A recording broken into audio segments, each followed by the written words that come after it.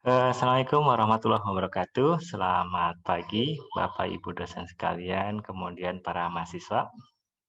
Semoga sehat selalu ya. Tetap semangat di masa pandemi ini, walaupun kita masih belum bisa kuliah tatap muka, tapi diharapkan tetap semangat ya untuk mengikuti perkuliahan. Oke. Hari ini saya akan menyampaikan tentang pengertian umum dan profesi perekayasa, jadi pengantar ya. Hari ini Pak Sanggono akan menyusul sehingga nanti mungkin akan menambahkan materi yang saya sampaikan. Kemudian saya minta izin juga kepada Bapak Ibu dosen sekalian untuk menyampaikan materi ini. Nanti kalau misalkan ada tambahan, dipersilahkan Bapak Ibu sekalian.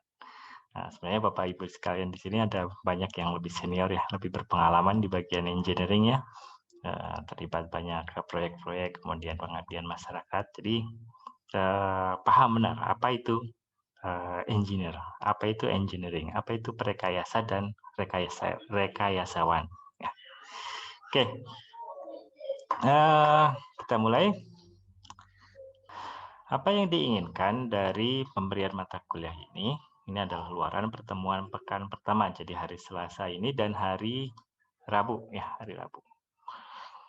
Nah, yang pertama mahasiswa diharapkan memahami peran rekayasa dalam kehidupan sehari-hari. Oke, ya. Oke. Memahami peran rekayasa dalam kehidupan sehari-hari. Kemudian yang kedua, mahasiswa memahami peran rekayasawan. Jadi rekayasa, tadi prosesnya, rekayasawan itu orangnya. Nah, dan interaksi profesi lainnya. Kemudian yang ketiga, mahasiswa memahami bahwa masalah rekayasa ini adalah masalah yang multi aspek, tidak bisa diselesaikan oleh salah satu bidang saja. Dia menggabungkan antar berbagai multidisiplin ya, antar berbagai disiplin ilmu pengetahuan. Sebagai contoh, kami di teknik kimia ya, teknik kimia. Nah, dalam pembuatan pabrik ya, dalam pembuatan pabrik, nah, orang teknik kimia itu tidak bisa bekerja sendiri. Yang pertama, perancangan diagram alir proses. Kemudian dari perancangan itu diserahkan ke orang mesin untuk detail alat-alatnya. Kemudian diserahkan lagi ke orang teknik fisika untuk kontrolnya. Kemudian diserahkan lagi untuk ke orang TI untuk proses manajemen industrinya, seperti ya. Jadi sangat-sangat kompleks. Kita tidak bisa bekerja sendiri. Oke. Nah, jadi diharapkan setelah mendapatkan kuliah hari ini itu ini yang bisa diperoleh oleh mahasiswa. Mohon maaf. Baik, selanjutnya ini langsung ke kuis ya. Nah, adik-adik sekalian, Anda sekalian di sini sudah masuk ke Fakultas Teknologi Industri. Dari kata-katanya saja teknologi ya, teknologi industri. Nah, kuisnya ini sederhana. Yang pertama, coba tuliskan cita-cita dan peran apa yang akan Anda lakukan. Lakukan ini ya, lakukan. Bayangkan Anda setelah lulus 10 tahun ke depan, apa sih yang ingin Anda semua kerjakan, ya? Nah, itu kuis. Silakan ambil kertas, kemudian dituliskan, kemudian nanti difoto dan dikirimkan ke kelas masing-masing ya, kelas masing-masing di LMS kelas masing-masing. Ya, nanti kita bahas juga beberapa. Oke, itu kuis yang pertama. Yang kedua, tuliskan harapan setelah mengikuti kuliah ini. Ya. Nah, apa sih yang Anda sekalian ingin dapatkan dengan mengikuti kuliah ini atau dari kuliah ini? Apakah ada insight, apakah ada pemberian motivasi dan sebagainya yang bisa diperoleh dari kuliah ini? Ya, silakan. Oke, 1 menit ya. Silakan tuliskan di kertas, kemudian atau boleh dengan menggunakan media-media teknologi yang sudah Anda punyai untuk mengerjakan kuis ini. Misalkan pakai HP, pakai yang lain. Oke ya. Nah, sebagai engineer, ya calon engineer, calon rekayasawan. Nah, tuliskan cita-cita dan peran apa yang akan Anda lakukan. Bayangkan 10 tahun ke depan. Kemudian, tuliskan harapan setelah mengikuti kuliah ini.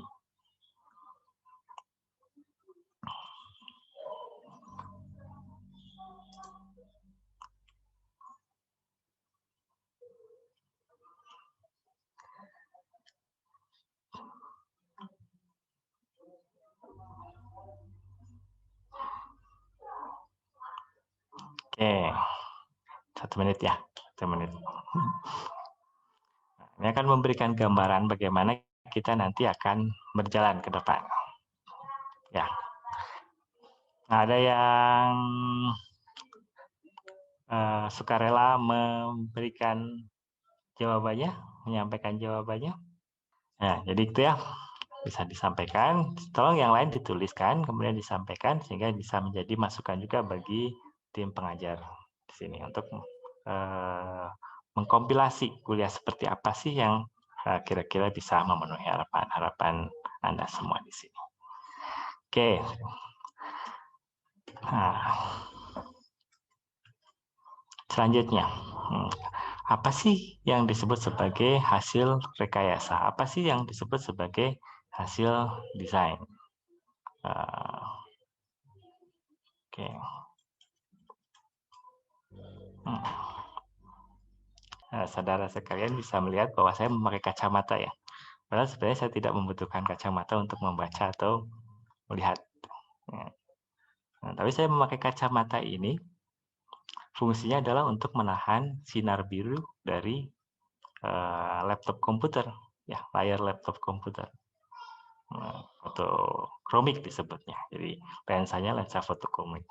Ini merupakan salah satu bentuk rekayasa dari kacamata biasa ya. Kalau kacamata biasa biasanya untuk membantu. Di sini didesain sedemikian rupa sehingga kalau ada cahaya yang kuat mengenai kaca ini, dia akan menjadi lebih gelap. Jadi tidak menyebabkan mata lelah. Nah, ini juga karena kuliah yang daring ya, menatap komputer berlama-lama, ketika sudah berapa jam itu sudah mulai sakit, kadang berair. Tapi dengan menggunakan kacamata ini, kita bisa membuat lebih nyaman, berfungsi. Nah, itu salah satu bentuk rekayasa. Apa sih hasil desain? Nah, ini contohnya. Contohnya, ada yang tahu ini? Yang saya tunjukkan? Smartwatch, Pak. Smartwatch. Apa gunanya smartwatch?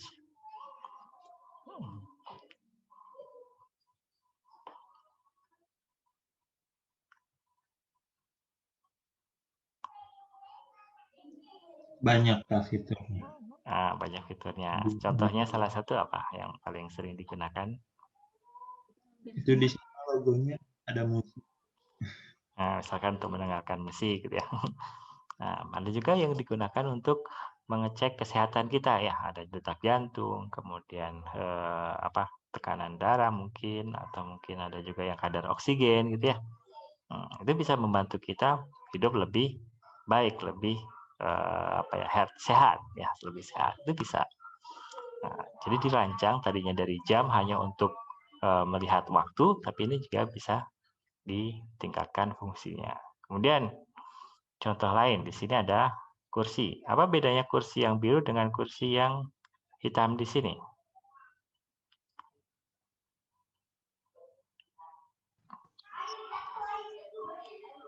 Silakan. Bentuknya, Pak. Pak, bentuknya. Oke, bentuknya siapa ini? Lukman, Pak. Oh, Lukman. Silakan, Lukman. Bentuknya seperti apa?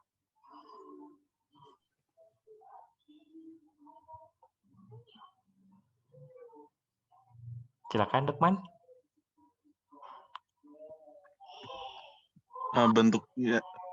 Bentuknya berbeda. terus fungsinya juga berbeda. Yang satu kalau buat orang tinggi kayaknya nggak cukup, tapi kalau yang satu lagi cukup. Oke. Jadi dari fungsinya sama-sama kursi, tapi ada yang bisa untuk orang tinggi, ada yang untuk yang rendah gitu ya. Jadi peruntukannya berbeda, Pak. Peruntukannya berbeda, ya benar. Walaupun sama-sama kursi ya. Itu. Oke. Jadi di sini bisa dalam hal rekayasanya untuk memudahkan kita melakukan sesuatu walaupun sama-sama duduk ya. Yang satunya lebih nyaman misalkan.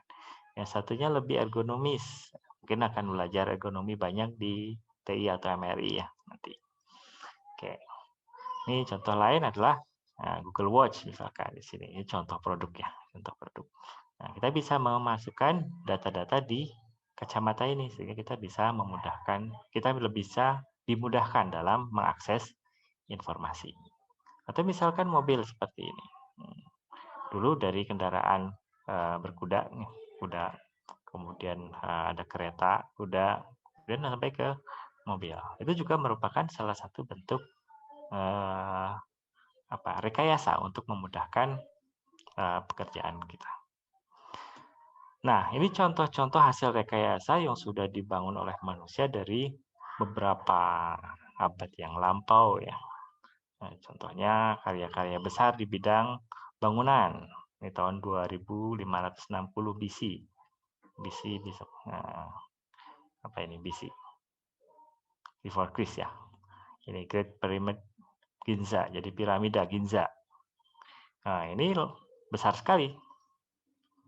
Nah, ternyata kalau kita lihat prosesnya tidak mudah seperti kita menumpuk batu bata kecil-kecil ya. Karena balok-baloknya itu besar. Jadi diperlukan rekayasa bagaimana cara mengangkut bahan bakunya tadi. Ini diperoleh dari tempat yang jauh dari tempat ini. Nah, digunakan rakit-rakit lewat sungai-sungai buatan ya, untuk mengangkut bahan bakunya tadi, batu-batunya untuk sampai ke lokasi. Ini perlu pemikiran, perlu rekayasa yang jenius ya di situ.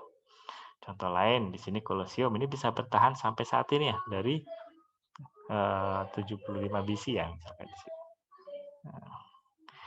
Kemudian ada tembok besar Cina, ada Menara Eiffel, yang terakhir yang modern ini Burj Khalifa, mungkin ada yang tahu. Ini salah satu bangunan tertinggi di dunia ya. Mengapa dibuat di sini yang tidak simetris? Ternyata ada maksud-maksudnya di situ untuk menahan agar tidak ada goncangan angin yang membuat towernya bergoyang ya, ambruk gitu. Nah, itu dibuat sedemikian rupa agar aerodinamiknya baik. Nah, itu salah satu bentuk rekayasa. Selain dari sisi building atau bangunan, ada juga dari sisi transportasi, alat-alat angkutan. Nah, dulu dari sebelum Anno Domini ini, 1000 Anno Domini ini ditemukan roda. Roda tadinya kalau orang-orang zaman dulu menggunakan gelondongan kayu ya untuk menggerakkan barang-barang. Nah, ini kemudian ditemukan roda. Kemudian ada ini tririme, kapal ini. Kemudian yang merevolusi industri itu steam engine, jadi mesin uap. Nah, ini menyebabkan revolusi industri, ya, menyebabkan revolusi industri dan dampaknya terasa sampai saat ini. Kemudian salah satu yang besar juga adalah penerbangan, ya. Ini oleh Wright bersaudara mampu menerbangkan pesawat. Ini awalnya dari melihat atau mengamati permainan layang-layang ya, layang-layang. Nah, itu bedanya. Jadi satu orang mengamati layang-layang dia jadi pesawat, satu orang main layang-layang jadi adu layang-layang. Gitu. Perbedaannya di situ. Perbedaan nanti ke sisi engineering-nya seperti apa? Seperti itu kira-kira. Kemudian di sini ada model T Ford. Ini kendaraan mobil yang pertama yang didesain mirip kendaraan modern ya. Nenek moyang dari kendaraan modern. T Ford, model T Ford. Kemudian Space Shuttle, pesawat ulang-alik. Nah, ini merupakan salah satu rekayasa dalam bidang transportasi. Masih banyak rekayasa-rekayasa yang lain, ya. Tapi ini contoh saja. Nah, Pertanyaan, apakah hasil rekayasa harus berupa produk? Ada yang mau memberikan pendapat?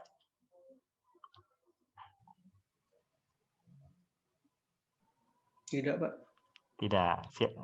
Siapa ini? Saya Zaki Ahmad Saifullah. NIM 16720 Oke, Zaki ya. Zaki. Panggilannya Zaki? Iya, Pak. Oke, Zaki. Mengapa tidak harus selalu produk bentuknya?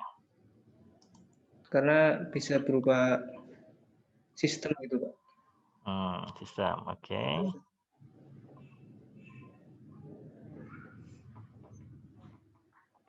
Jadi selain produk bisa juga berupa sistem, ya. Oke, terima kasih.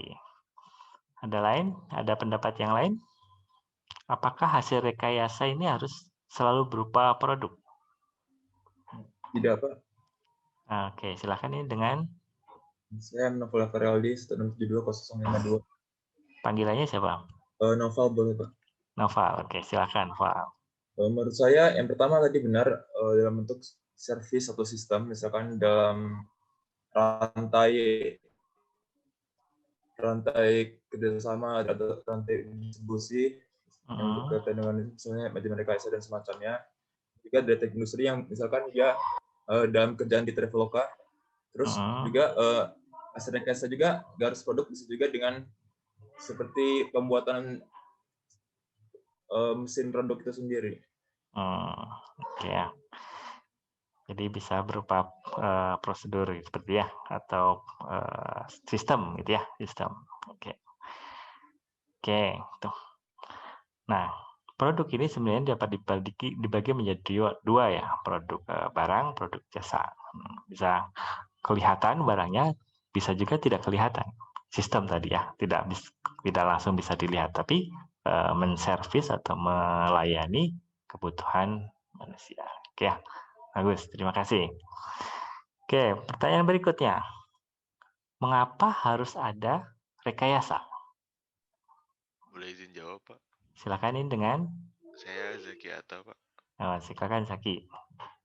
Kalau menurut saya, karena sejatinya manusia itu akan mencari jalan yang lebih mudah lagi untuk hidupnya, Pak. Jadi teknologi itu akan terus berkembang dan butuh engineering, Pak, untuk membuat produk yang lebih mudah dipakai dan mempermudah hidup manusia, Pak.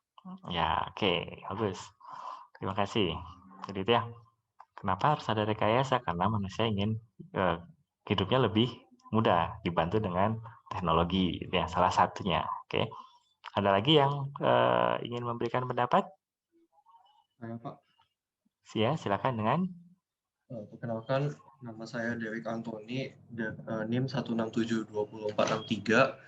Menurut saya, kenapa harus ada engineering ini sebenarnya juga untuk mengurangi yang namanya polusi. Kita tahu kalau misalkan polusi di dunia ini sudah makin banyak dan makin hari makin tidak tertolong.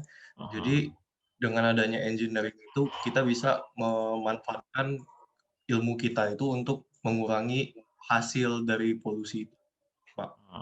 Oke, jadi kita bisa membuat produk ataupun sistem tadi ya yang bisa mengurangi polusi, misalkan menggunakan bahan bakar yang ramah lingkungan, atau misalkan nanti menggunakan listrik gitu ya, bisa diharapkan nanti bisa mengurangi kerusakan alam. Ya, jadi itu. Jadi intinya adalah bahwa kita melakukan rekayasa untuk memenuhi suatu tujuan tertentu ya, tujuan tertentu. Baik kaitannya dengan manusia maupun lingkungan manusia ya. Itu. Jadi perlu ada rekayasa. Kemudian bayangkan kalau misalkan kita punya kendaraan berbahan baku batu bara. Ya, dulu steam engine ya. Steam engine itu mesin uap berbahan bakarnya batu bara.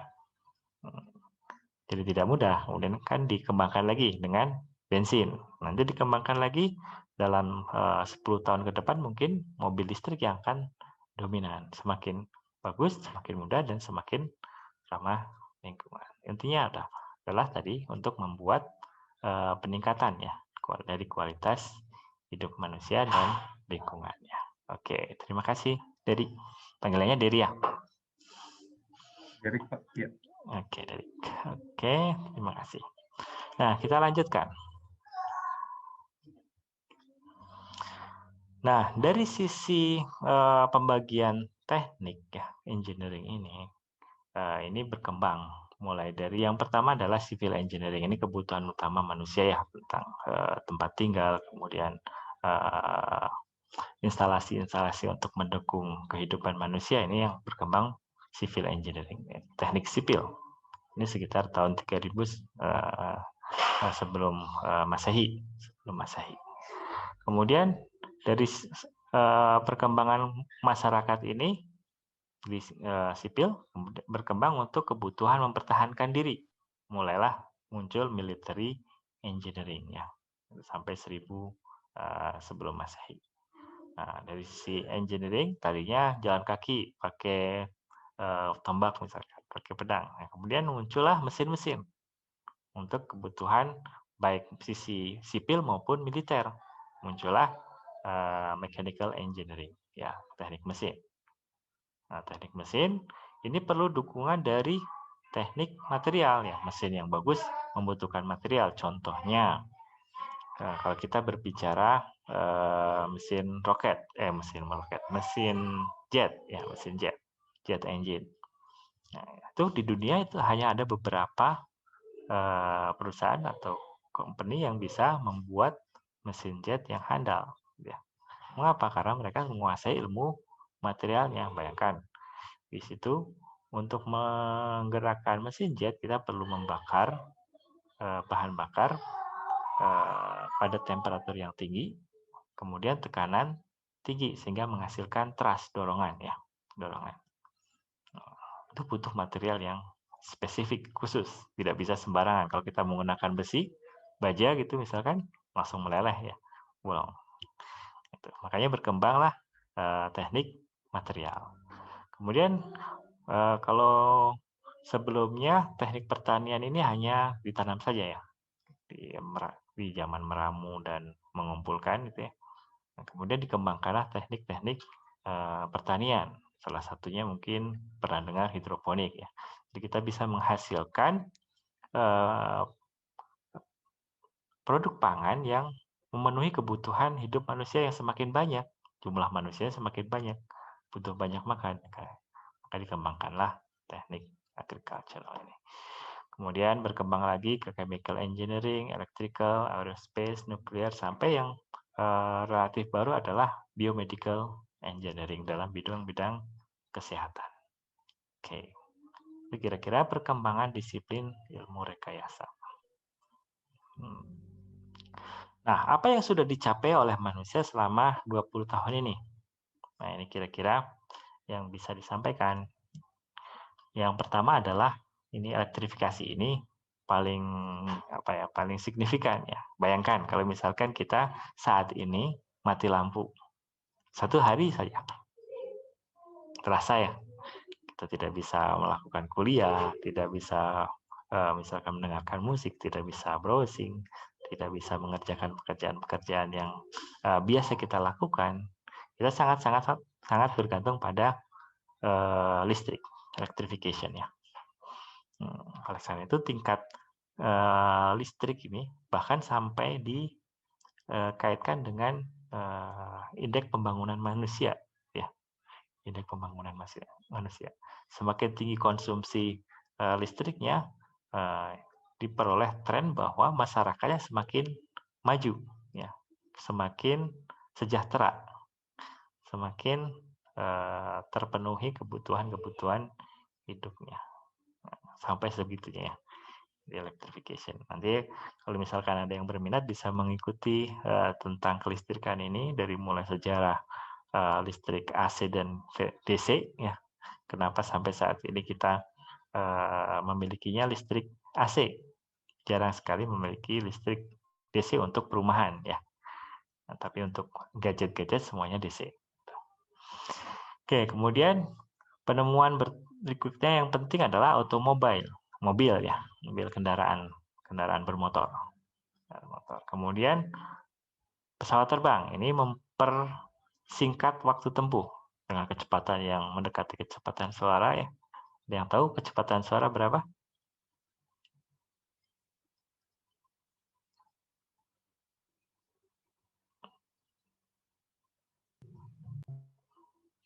ribuan kilometer per jam ya, 1.200, 1.300-an kilometer per jam.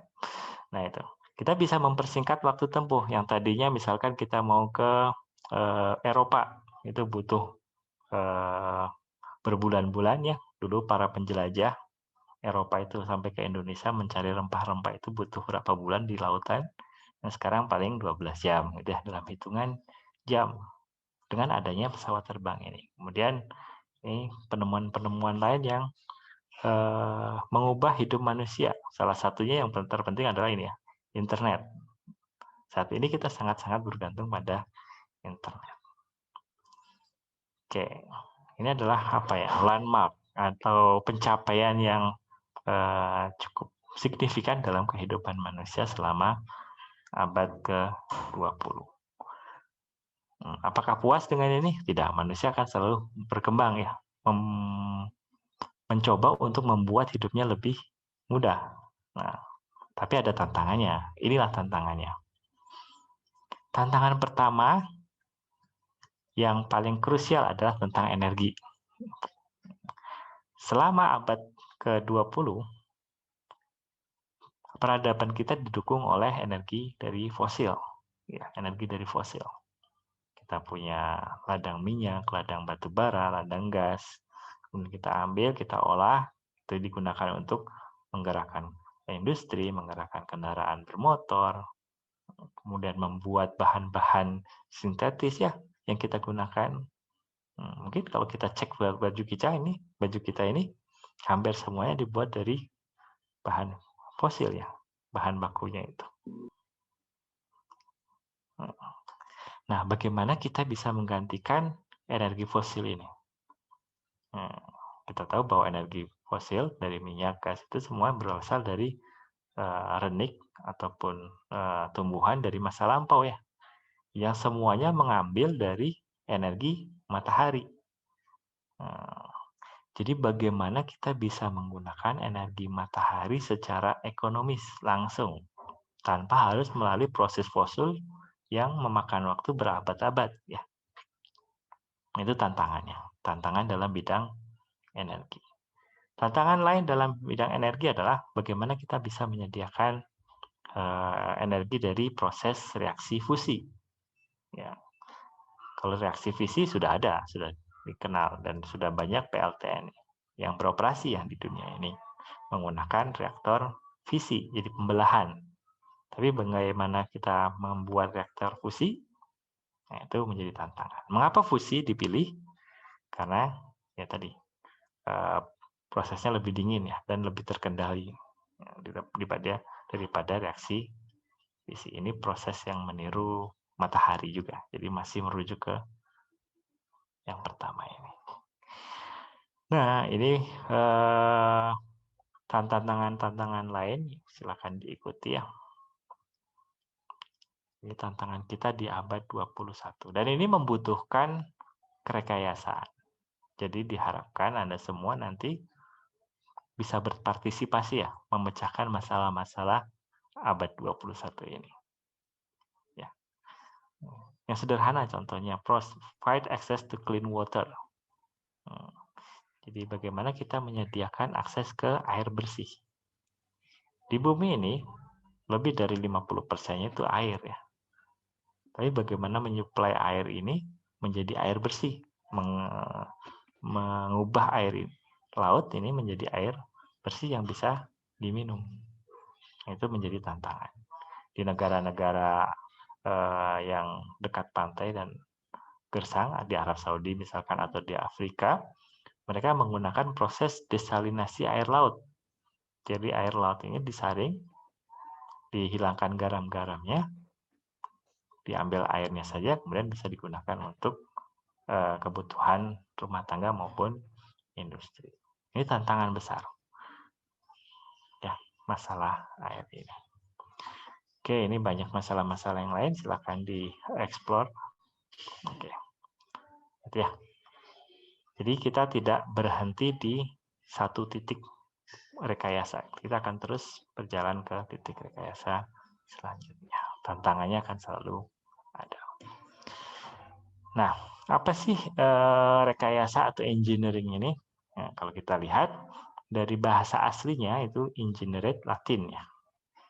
Ingenerate artinya menciptakan. Atau ingenium di sini artinya produk jenius atau rancangan permesinan baru. Nah, itu dari bahasa Latin. Kalau dari bahasa Inggris, engineering itu artinya rekayasa.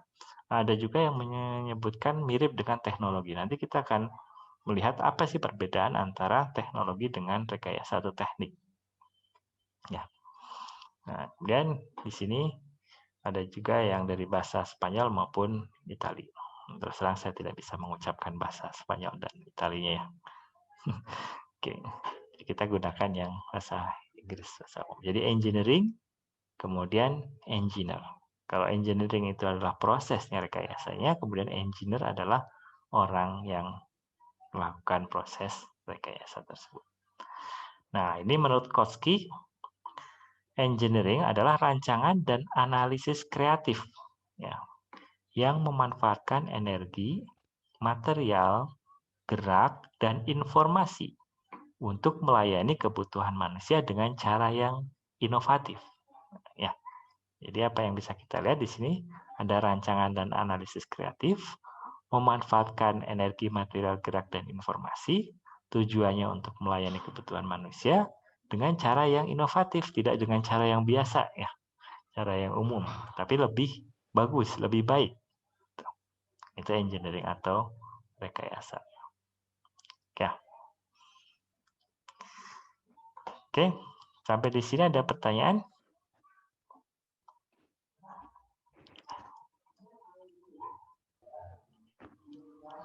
Oke, belum ada ya? Ada? Oke, saya lanjutkan. Nah, lalu apa itu teknologi? Dan bagaimana peran rekayasa dalam teknologi? Nah, dari bahasa Latin, teknologia, tekne itu adalah art, skill, atau craft. Ya. Kemudian logia itu adalah study of something, or the branch of knowledge of a discipline. Jadi cabang ilmu pengetahuan.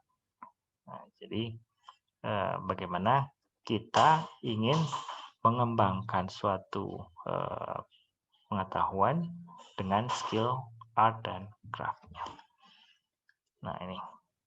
Nah, ada lagi pengertian teknologi, ini dalam Undang-Undang 18 tahun 2002, Sisnas Iptek.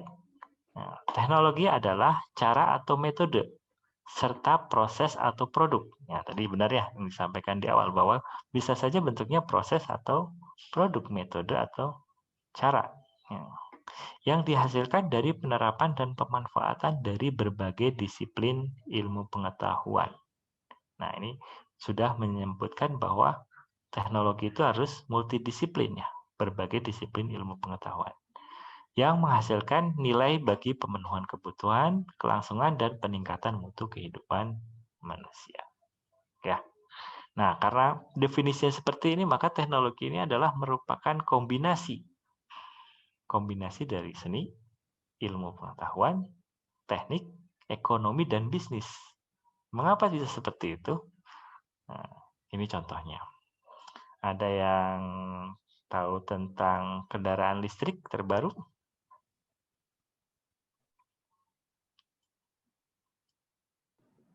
Tesla Model S, Pak, yang 2021. Oke, salah satunya adalah Tesla Model S ya.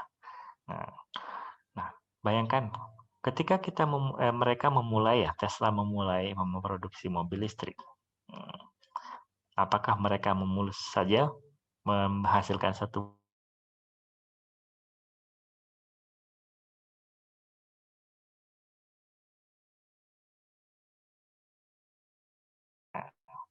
di situ mulai muncul ilmu. Jadi dari pengalaman muncul ilmu itu bisa diterapkan di tekniknya. Oh, caranya untuk membuat mesin yang kuat nanti seperti ini. Susunannya akan seperti ini. Apakah selesai? Misalkan kita mendapatkan Tesla hanya rangkainya saja. Kita kira-kira tertarik tidak untuk membeli? Enggak ya. Makanya harus dibungkus misalkan. Bodinya, badan dari kendaraan listrik ya. Kalau misalkan bodinya apa ya? Kalau mengambil istilah anak sekarang itu cupu. Kira-kira ada yang membeli tidak? Tidak juga. Kalau tidak ada yang membeli berarti tidak ada yang menggunakan, tidak bisa mengubah masyarakat, tidak bisa membantu kelangsungan hidup masyarakat. Nah, jadi di situ ada seni, bagaimana membuat mobil yang bisa bekerja dengan baik, tapi tampilannya juga elegan, gitu, baik. Nah, apakah cukup sampai di situ? Tidak. Ini mobilnya bagus, kinerjanya bagus, tapi harganya mahal sekali, selangit, tidak ada orang yang bisa membeli. Apakah bisa digunakan di masyarakat? Tidak juga, nanti jadi super mobile, super bike, super yang hanya dimiliki oleh segelintir orang. Jadi kita harus mempertimbangkan aspek ekonomisnya. Oh, ini barangnya bagus, kinerjanya bagus, penampilannya bagus, dan secara ekonomis bisa murah misalkan, atau bisa affordable, bisa diperoleh oleh orang yang terjangkau ya. Nah, apakah itu selesai? Tidak. Nanti ada sisi bisnisnya. Nah, bagaimana kita melakukan pemasaran, bagaimana after sales-nya itu diusi orang MRITI ya, itu. Itu juga bagian dari teknologinya. Jadi ketika kita menciptakan suatu teknologi, kita harus mempertimbangkan dari 1, 2, 3, 4, 5 aspek ini: art, science, engineering, economic, dan bisnis. Oke. Ya. Jadi tidak bisa dari satu disiplin ilmu saja, jelas-jelas di sini. Oke.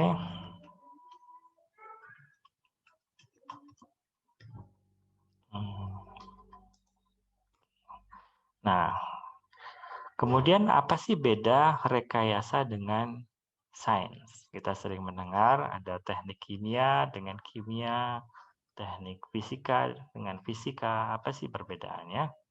Ini bisa dilihat dari segi tujuan hasil yang ingin dicapai dari keduanya. Nah, kalau sains tujuannya itu untuk mencari tahu.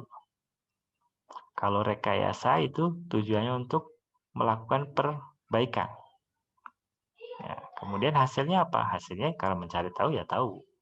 Knowing that. Kalau rekayasa karena perbaikan ini proses, tahu bagaimana caranya. Ya, bagaimana caranya. Nah, contohnya, kita punya radio di rumah. Kalau sains, oh radio ini bisa berbunyi seperti ini, bisa digeser ke frekuensi ini, selesai ya, misalkan. Tapi kalau rekayasa, bagaimana kita bisa menghasilkan radio yang lebih bagus, itu misalkan. Itu bisa kita dapatkan. Jadi itu antara perbedaan sains dengan rekayasa bisa dilihat dari tujuan dan hasilnya. Nah, ini Theodor von Karman mendefinisikan sains itu adalah mempelajari dunia yang sudah ada. Jadi kita punya barang, kita pelajari, kita punya lingkungan, kita pelajari as it is. Jadi sebagaimana itu adanya di situ. Nah, kemudian kalau rekayasa, create the world that has never been. Jadi menciptakan sesuatu yang tadinya belum ada. Dari mana? Ya setelah mengetahui sainsnya. Ya, kita tahu kondisinya A, kemudian kita ingin mengubah menjadi B. Nah, contohnya kalau di teknik kimia, saya latar belakangnya teknik kimia, banyak contoh di sana ya. Jadi kalau misalkan kita ingin membuat PVC, pipa-pipa PVC di rumah gitu ya, pipa PVC di rumah. Kita mengambil bahan bakunya dari mana? Ada yang tahu?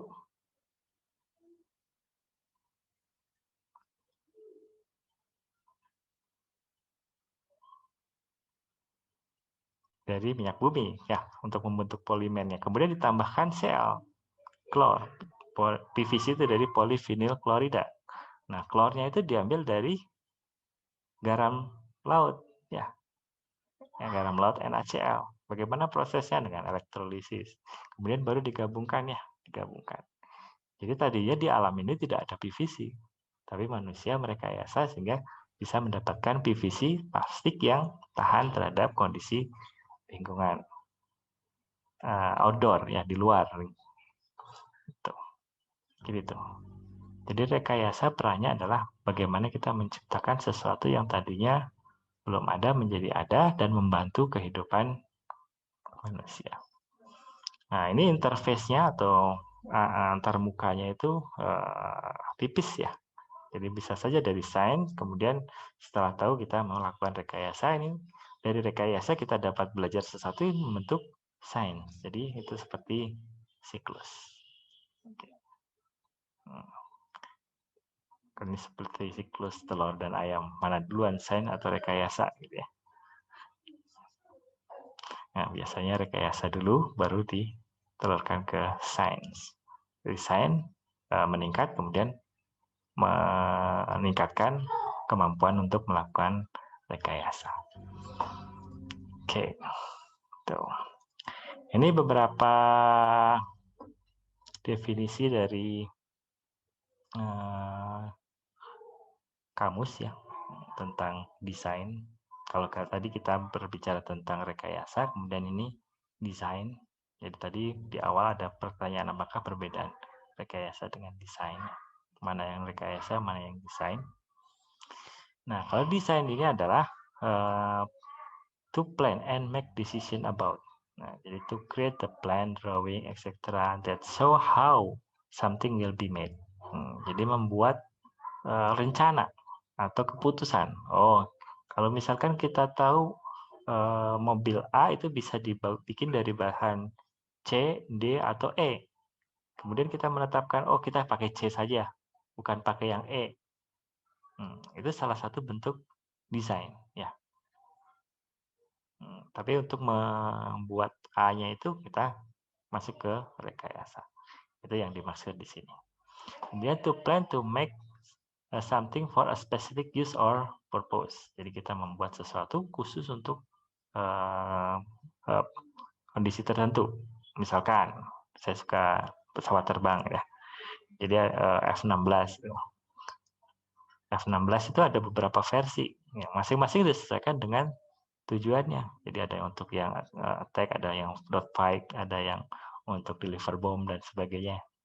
Itu masing-masing punya desain. Jadi dari aspek rekayasanya kemudian dispesifikan ya, pemilihannya, material, pemilihan, keputusan itu kita sebut sebagai desain. Nah, kalau dari Oxford ini a plan or drawing produced to show the look and function or working of a building, garment or other object before it is made. Jadi sebelum dibuat itu didesain, direncanakan, digambar. Nah, misalkan kalau kita mau membuat rumah, dibuat dulu. Itu adalah desain. Tapi proses membuat rumahnya itu adalah rekayasa. Ya. Oke. Nah, kemudian dijelaskan juga decide upon the look and functioning of a building, garment, or other object by making a detailed drawing of it. Nah, ini untuk verbnya, mendesain. Ya, mendesain. Jadi di dalamnya ada keputusan. Oh, saya mau membuat A dengan bahan ini. Membuat A dengan cara ini.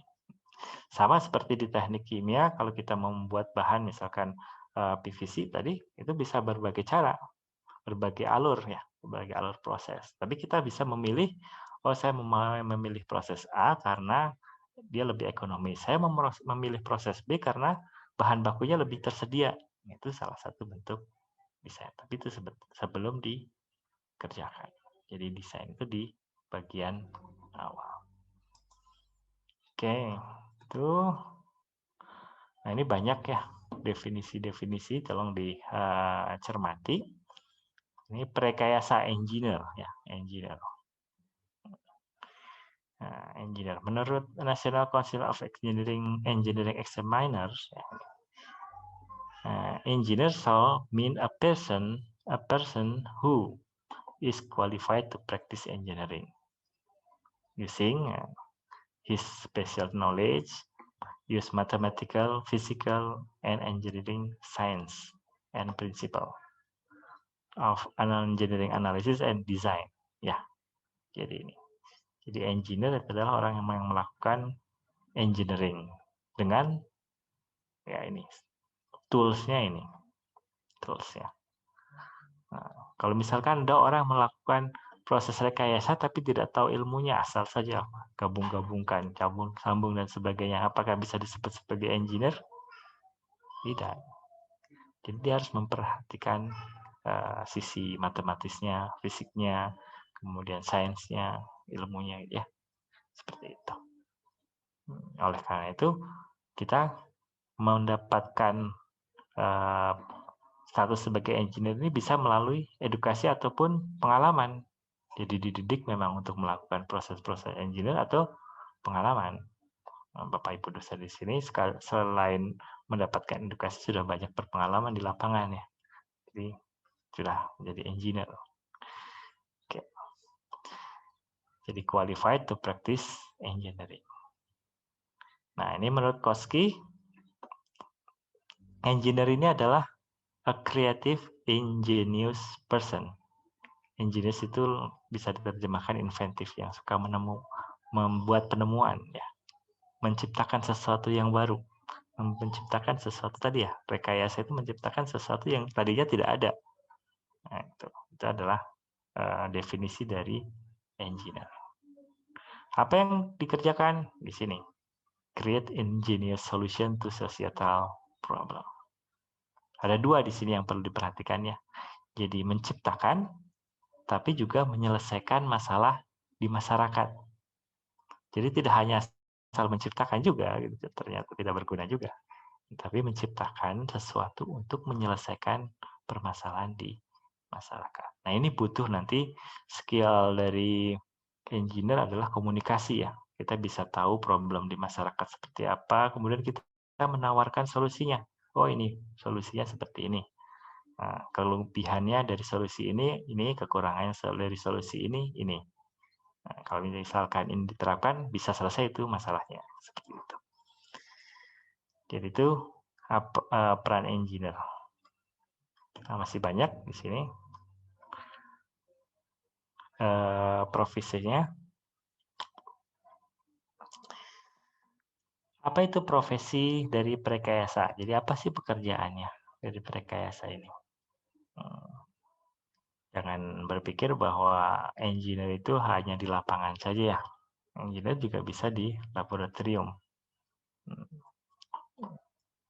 Nah, ini area kerja dari perekayasanya. Di bagian research mengeksplor, menemukan, menerapkan prinsip-prinsip baru. Ini bisa menjadi pekerjaan dari seorang engineer. Kemudian development. Nah, development ini mentransform, mengubah ide atau konsep menjadi produksi. Ya, produk. Nah, jadi ke production process. Bagaimana cara menciptakan ide tadi ke dunia nyata. Ya, misalkan idenya membuat kendaraan yang cepat. Idenya dengan menggunakan jet misalkan. Nah, itu bagaimana bisa menggabungkan antara jet tadi dengan kendaraan. Nah, itu masuk ke dalam proses produksi. Nah, tantangannya berbeda tentu saja ya. Di bagian riset dengan development itu tantangannya akan berbeda. Kemudian ada sisi design, production and testing, sales, bahkan sales pun ya, penjualan itu market engineering ini penting. Nah, kayaknya ada beberapa alumni dari misalkan teknik kimia, teknik mesin itu dipekerjakan juga di perusahaan sebagai market engineering ya. Jadi untuk menjual produk dan dia bisa menjelaskan fungsi dari produknya seperti apa, kegunaannya seperti apa, cara makainya seperti apa, kemudian menawarkan solusi-solusi kalau ada masalah dalam penerapan produk tersebut. Operation tentu saja di lapangan, ada construction, management, education pun masuk ke dalam ranah engineering. Teach engineering principle in university and industrial setting ini masuk. Kemudian consulting, jadi memberikan konsultasi terkait dengan penerapan teknik-teknik tertentu di lapangan oleh klien ya. Nah, ini bisa consulting. Jadi ini semua merupakan ranah kerja dari seorang perekayasa atau engineer. Jadi jangan terlalu sempit ya. Kita sudah meluaskan pandangan bahwa ini area yang sangat-sangat luas. Oke, nah mengapa engineer ini penting? Nah kita lihat tadi peran dari engineer adalah membuat produk atau proses yang memudahkan kehidupan masyarakat ya, memecahkan permasalahan-permasalahan yang ada di masyarakat. Kalau misalkan jumlahnya sedikit, berarti jumlah permasalahan yang bisa dipecahkan juga akan sedikit ya. Nah ini contoh perbandingan jumlah insinyur per 1 juta penduduk ya. Jadi dari 1 juta penduduk ada berapa insinyur sih? Brasil, ini ada 3.000. Cina, ini ada 5.700 sampai 6.000 ya.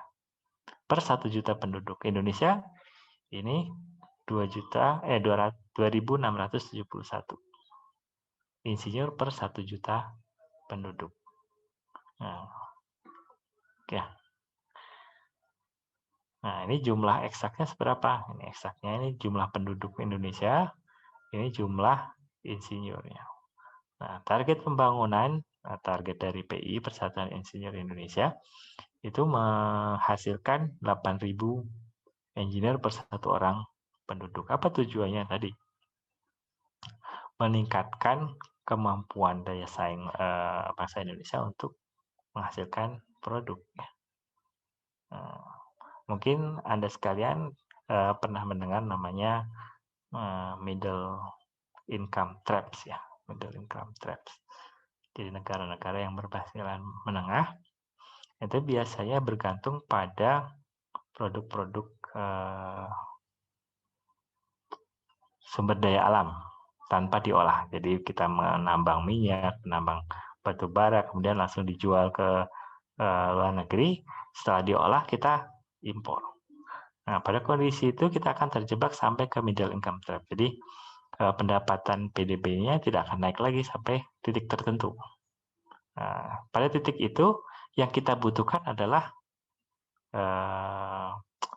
rekayasa. Jadi bagaimana kita bisa mengolah sumber daya yang kita miliki itu menjadi produk-produk yang lebih bernilai ekonomis. Nah, itulah butuh insinyur. Ya, butuh insinyur. Makanya kita ingin meningkatkan jumlah insinyur di Indonesia ini hingga 8.000. Nah, kalau kita kaitkan dengan GDP ini ya, Gross Domestic Product, jadi produk atau pendapatan ya, pendapatan. Ini dengan jumlah engineer segini, 7 juta ya, di Cina ini bisa sangat tinggi ya. Jadi sebenarnya kita bisa meningkatkan GDP ini dengan meningkatkan jumlah insinyur yang produktif ya, produktif untuk menciptakan inovasi, menciptakan produk yang bermanfaat bukan hanya untuk di Indonesia tapi juga di seluruh dunia. Nah, sebenarnya apa sih masalahnya kalau kita hanya punya sedikit insinyur selain tadi ya? Masalahnya nanti adalah di era globalisasi ada AFTA ya, Asian Free Trade Area, di mana insinyur-insinyur dari luar negeri itu bisa masuk ke Indonesia, mengambil pekerjaan di Indonesia bebas, tidak ada batasan-batasan lagi. Nah, bayangkan kalau jumlah insinyurnya sedikit, Indonesia begitu luas. Jadi sebenarnya kita butuh insinyur yang banyak. Dari mana insinyur itu? Pasti ngambil dari luar. Nah, bayangkan. Jadi yang punya sumber daya alam Indonesia, tapi yang mengerjakan orang luar, semua hasilnya keluar, ya. Nah, jadi di sini pentingnya peran dari insinyur. Ini seperti fenomena gunung es ya, kelihatannya sedikit, tapi di dalamnya banyak. Mengapa jumlah insinyur di Indonesia masih sedikit? Oke, tentu saja tadi insinyur ini tersertifikasi qualified ya, qualified. Nanti kalau adik-adik sekalian selesai kuliah itu gelarnya sarjana teknik ya, sarjana teknik. gelarnya sarjana teknik. Kalau dulu Bapak Ibu dosen mungkin ketika lulus kuliah gelarnya adalah langsung insinyur ya. Jadi sudah qualified untuk melakukan proses engineering. Kalau ST itu ada nanti namanya proses sertifikasi. Kalau di Indonesia oleh Persatuan Insinyur Indonesia ya. Kalau di teknik kimia ada PKK, PKKPI. Itu disertifikasi, kemudian mendapatkan pengakuan untuk bisa bekerja sebagai insinyur, barulah qualified untuk melakukan proses-proses engineering di masyarakat. Oke, kalau sebelum itu bisa tentu saja, tapi under supervision. Jadi diawasi oleh orang engineer yang sudah qualified, yang sudah tersertifikasi. Oke, itu. Nah, ada pertanyaan sampai di sini?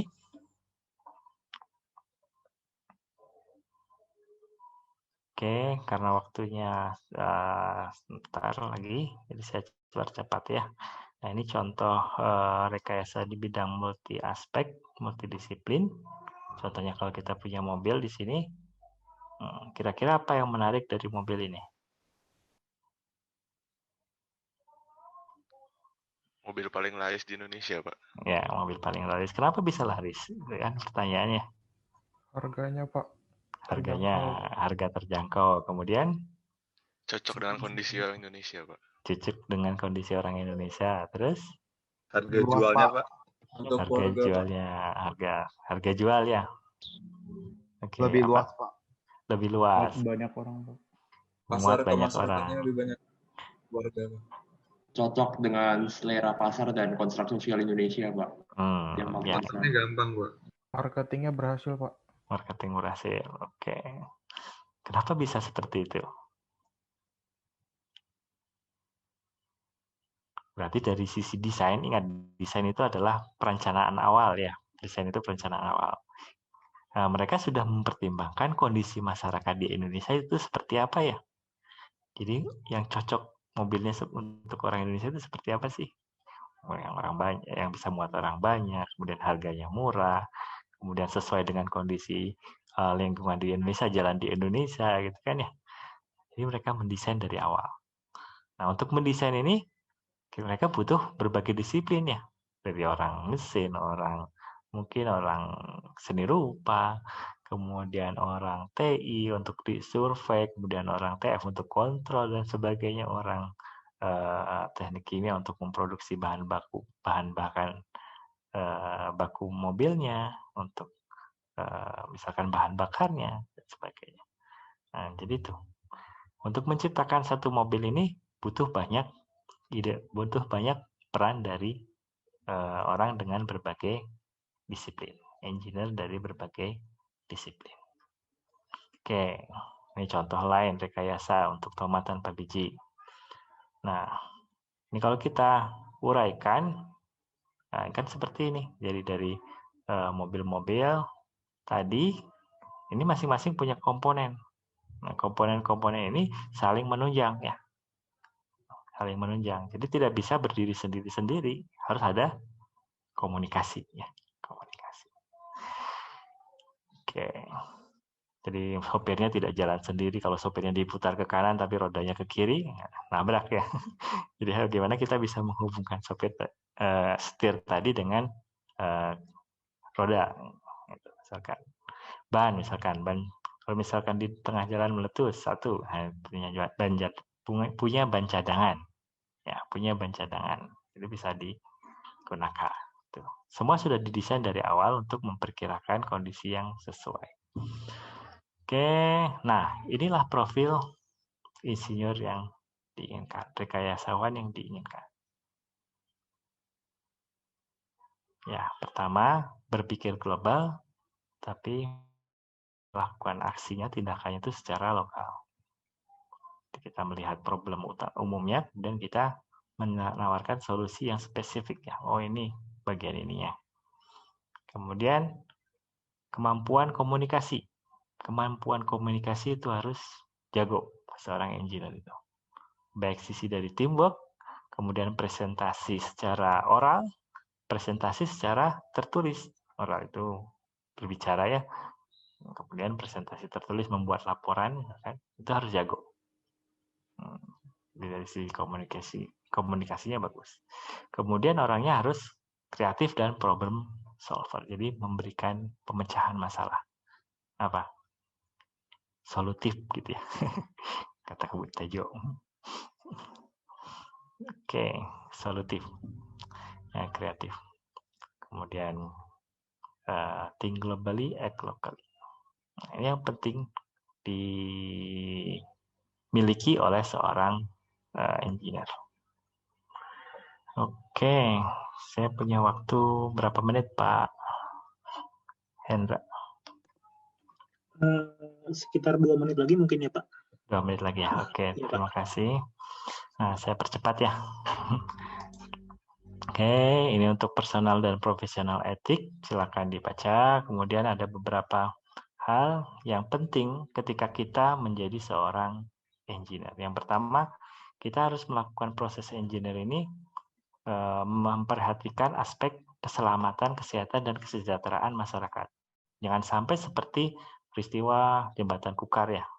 Dibangun untuk 25 tahun, tapi 10 tahun sudah ambruk dan menyebabkan korban.